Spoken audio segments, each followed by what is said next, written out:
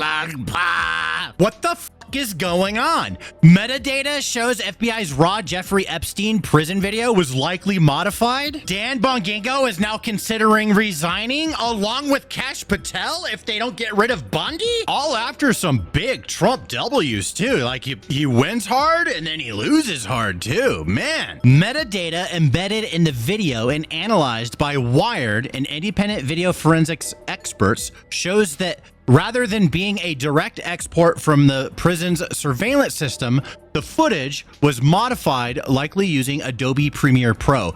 And further, I read that they were able to see that it was saved multiple times and that it was exported. They could see all kinds of stuff in the metadata.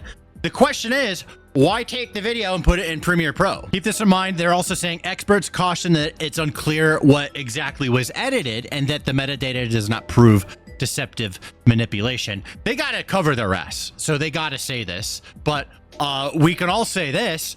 Wow, this sure be suspicious. If a lawyer brought me this file and asked if it was suitable for court, I'd say no, go back to the source, do it right, said Henry Faird, a professor at UC Berkeley who research focuses on digital forensics and misinformation.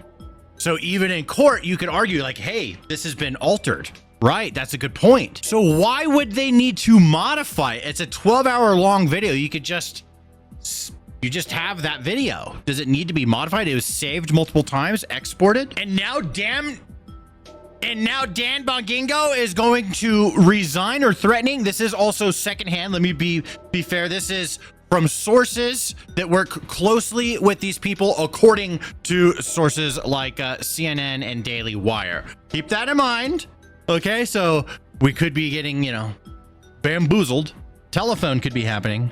But this is being widely reported everywhere. All right, this breaking news. Sources tell CNN that Deputy FBI Director Dan Bongino has told people that he's considering resigning amid a major clash between the FBI and DOJ over the continued fallout from the release, or lack thereof, of the Jeffrey Epstein memo. This is the smartest thing this guy could do right now, because if he doesn't, then he's like, he'll never hear the end of it.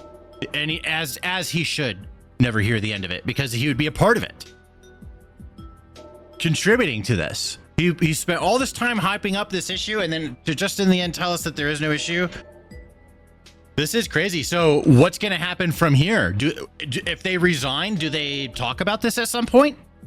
Are they under some sort of legal NDA? They're not allowed to talk about it. But if it's a crime, why would they not be allowed to talk about it? I guess I'm not sure what the laws are when it comes to top secret stuff. But if something bad happened and it's, man, this is so messy. I don't know how this is going to end. So out of all the W's and the exciting things we get from Trump, there's also going to be this stuff for the next 3.5 years. Glenn Beck going to bat for Dan Bongino with the plea to President Trump. But America can't lose Dan Bongino. He has so much credibility. Everybody knows him, loves him. Pam Bondi has created so much doubt and chaos in this whole thing. Either it's a massive cover-up or she's just fouled it up. Please, let's not lose Dan Bongino. Fire Pam Bondi and keep Dan Bongino, please. I got a comment on what's happening in Washington with Dan Bongino and Pam Bondi. A direct plea to President Trump. Please, President Trump. I know you're not involved at this level. I know that you are busy working on huge projects. But America can't lose Dan Bongino. He has so much credibility. Everybody knows him, loves him. Pam Bondi has created so much doubt and chaos in this whole thing. There's no reason for all of this. Either it's a massive cover-up or she's just fouled this up every single time. Please, let's not lose Dan Bongino.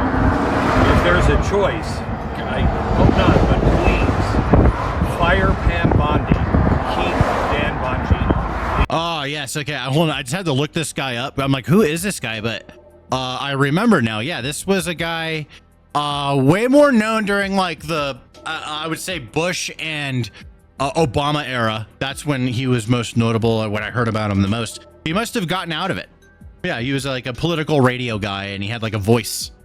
And now he's on the side of a freeway. So the day started, it was around noon my time when it was announced that Dan Dan Bongino is now considering resigning as FBI deputy director. But then a couple hours later, Kash Patel says the same thing, or it's heard the same thing. So keep in mind, this is all like secondhand, but this is, via Daily Wire and this particular person here. It's kind of weird that we're hearing both on the same day, one after the other. Sources confirmed to me the blow up between Dan Bongino and Pam Bondi is very real. I didn't mean to say his name right. It's not that I don't like the guy. I just think his name's funny because his name has bong in it. And I just really want to say bong really bad. So I say Bongingo.